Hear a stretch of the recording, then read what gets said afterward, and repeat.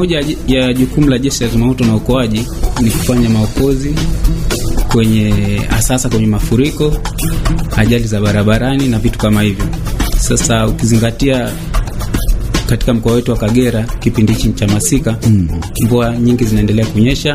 Hata leo usiku wa kuamkia leo mvua zimenyesha sana, na tunakabiliwa na mafuriko katika baadhi ya maeneo. Ndio. Kwa hiyo askari wetu wako standby na wapo wanazungukia katika maeneo hayo korofi kuhakikisha kila kitu kinakuwa salama. Okay. Labda ndani ya manispaa ya Bukoba ni maeneo yapi ambayo ni korofi ambayo unayafahamu wewe? Maeneo ambayo yameathirika sana na ni korofi ni kata ya Bilele. Ndio. Maeneo ya pale Mkigusha. Lakini pia kata ya Bakoba, maeneo ya Kasarani pale. Maji yameathiri sana maeneo yale. Barabara kwa sasa ile haipitiki, imefungwa kwa sasa. Ndio. Sasa maeneo ya Mkigusha mara nyingi tumekuwa tukiona mvua zikinyesha kwa wingi, mafuriko yanatokea. Lakini na Bakoba vivyo hivyo katika maeneo uliyozungumzia. Sasa Mkigusha, labda mpaka sasa mrakibu msaidizi wa Jeshi la Zimamoto na Uokoaji Afande Mzamiru Hassan, unawaambia nini watu wa Mkigusha? Maana kuna watu wao wanang'ang'ania, wanasema hizi mvua zinazonyesha watu wao ndio vibaka wanajipenyeza kuiba mali, mtu unakuta yuko juu ya dari anaendelea kubaki huko juu. Labda pengine unawaambia nini? Ninachoweza kuwaambia wananchi wa eneo la Mkigusha kwamba uhai wao ni una thamani sana kuliko zile mali ambazo wanazilinda. Kwa hiyo inapotokea hali kama hii, wao wanapaswa kuelekea eneo ambalo ni salama, wakisubiri hali ikiwa safi, ikiwa nzuri, basi watarejea kwenye maeneo yao. Lakini si salama kwao kuendelea kung'ang'ania kukaa kwenye zile nyumba pale kwa wakati huu. Okay. So, tunatoa rai wahame maeneo yale, watafute maeneo salama mpaka pale ambapo hali itakapotengana. Na ni vifaa gani labda ambavyo nyinyi vinawarahisishia kufanya maokozi mnapokuwa katika hali kama hii ambapo mnapokuta sehemu imekuwa na hali kama hiyo ya mafuriko? Tuna vifaa mbalimbali kwa ajili ya kufanyia maokozi. Kuna life jackets, pia tuna hizi ring boya ambazo huwa zinavaliwa ili kumsaidia yule majeruhi. Lakini vile vile tuna rescue boat ambazo zinaweza kubeba watu zaidi ya 5 kuwatoa maeneo ambayo yana changamoto kuwapeleka maeneo salama. Vile vile huwa tunatumia kamba. Tuna kamba maalum ambazo tunamrushia yule ambaye yupo kwenye tukio lile, na tunaweza kumvuta kumtoa eneo lile. Hivyo ni baadhi ya vifaa ambavyo huwa tunavitumia katika shughuli zetu. Okay. Ndio. Sawa. Na kuna maeneo ambayo mmeyaona hayo uliyoyataja hapa ndani ya manispaa ya Bukoba. Labda ndani ya manispaa ya Bukoba hakuna maeneo mengine ambayo pengine yanapata adha ya namna hii ambayo nyinyi mmeshayagundua? Hapana, kuna maeneo mengi ni hapa mjini kati. Lakini ni kwa nini ni hapa mjini kati? Tukiangalia mji wetu wa Bukoba, hasa hapa mjini kati tuko chini, tuko bondeni. Kwa hiyo maji mengi yanatoka milimani yanashuka bondeni kuelekea ziwa Victoria. Kwa hiyo ndio maana athari nyingi inatokea hapa mjini kati. Okay. Umesema barabara ya Kasarani imefungwa ambayo ni ya kutokia Buyekera. Unatoka Kasarani unapita unaenda Buyekera Nyakanyasi na kuja mpaka Uswahilini na kwenda na Mgembe na kwingineko. Sasa ni njia gani nyingine mbadala ambazo inabidi zitumike kwa sasa? Okay. Njia mbadala kwa mtu anayetokea huku Hamgembe akifika kabla ya kuna eneo hapa katikati baada ya barabara ya vumbi inapoishia, basi inabidi aingie mkono wa kulia apite Nyakanyasi. Ndio.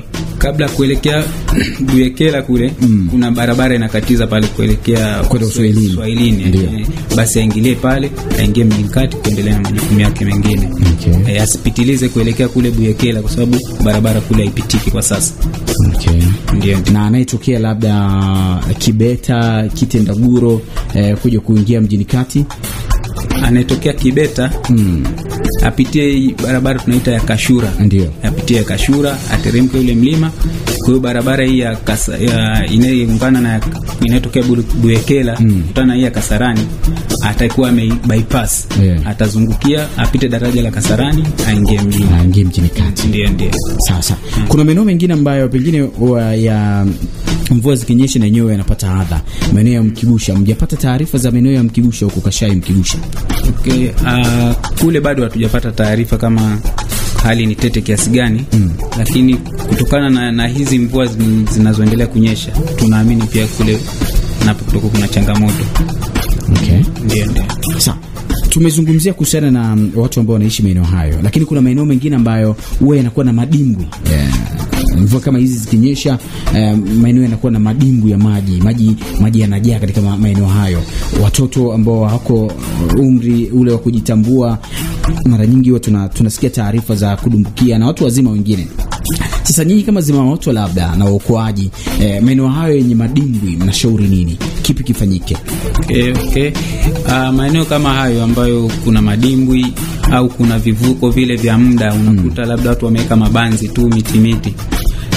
Tunashauri maeneo hayo ya vivuko hivyo vya kienyeji tunasema visitumike kwa wakati huu, kwa sababu unaweza ukakuta ile miti ambayo imewekwa pale tayari imeshaoza.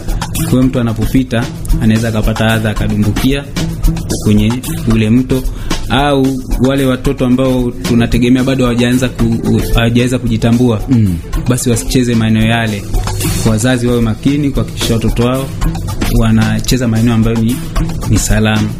Vile pia kwa kipindi hichi cha asubuhi, watoto wengi tunaamini ndio muda wao kwenda shuleni. Wasiende wenyewe bila uangalizi wa wazazi, kwamba wazazi wahakikishe kwamba wanasindikiza watoto wao mpaka shuleni. Wakimfikisha shuleni, basi mtoto aendelee na masomo, mzazi aendelee na majukumu mengine, lakini asimruhusu tu mtoto yeye mzazi abaki nyumbani kwamba mtoto aende shuleni. Hali sio nzuri kwa sasa. Kuna madereva wengine ambao wamekuwa ni wabishi, yani anakuta labda barabara fulani kuna maji yanapita pale bila kujali labda barabara imeshaharibika au vipi, anaforce kupita pale, na wengine unakuta wanaabiria wanaforce kupita. Nyie kama zimamoto mnawashauri nini katika kipindi hiki ambacho mvua zinaendelea kunyesha? Sisi kama zimamoto tunawashauri kwamba wasipite katika maeneo ambayo wanaona hali sio nzuri, kwa sababu unaweza ukawa unaamini kwamba eneo hili lina daraja, lakini maji pia yameshavuka yanapita juu ya daraja. Sasa wewe uwezi ukawa na yakini kwamba lile daraja bado lipo. Wewe unajaribu kupita pale, kumbe daraja lishaondolewa kutokana na yale maji ambayo yanapita eneo lile. Kwa hiyo wanapokuta hali kama hiyo, wasijaribu kupita, wasithubutu, kwa sababu madhara yanaweza kutokea makubwa zaidi. Ndio. Tofauti na mvua iliyonyesha leo. Mvua tunajua zimeanza mwanzoni kabisa nadhani mwa mwezi uliopita. Kuna athari nyingine tofauti na hizi za leo ambazo zimekuwa zishajitokeza kwenye mvua ambazo zinaendelea kunyesha? Athari sio kubwa sana za kuweza kuziripoti kwamba kuna taharuki imetokea, labda watu wamefariki kutokana na hizi adha za mvua zinazoendelea kunyesha. Hapana, hakuna kabisa. Ni madhara ni yale tu madogo kusababisha shughuli zisiendelee kwa muda, lakini baada ya muda fulani shughuli zinaendelea. Sawa, sisi tukushukuru sana mrakibu msaidizi wa Jeshi la Zimamoto na Uokoaji Fande Mzamil Hassan katika kufika na kuweza kueleza haya, lakini naamini ya kwamba hata wasikilizaji ambaye yuko anatusikiliza kwa sasa basi aweze kuchukua tahadhari. Maeneo haya ambayo yameweza kutajwa, inabidi wananchi wachukue tahadhari au makini zaidi, na maeneo mengine ambayo hayajatajwa, maana jeshi la polisi bado linaendelea kupita katika viunga mbalimbali kuweza kuona ni nini ambacho pengine kinaweza kufanyika kule ambako kumejaa maji. Asante sana. Nashukuru sana. Labda anaweza akawa na la kuongezea. La kumalizia nitoe wito kwa wananchi wa hasa wa manispaa ya Bukoba, pindi wanapopata matukio aidha ya moto au mafuriko kwa maana ya ajali mbalimbali, wasisite kupiga namba yetu ya dharura, namba 114. Namba hii ni bure. Wapige simu kutoa taarifa kwamba wamepata tukio aidha la moto au maokozi, ili sisi tuweze kuja kutoa msaada.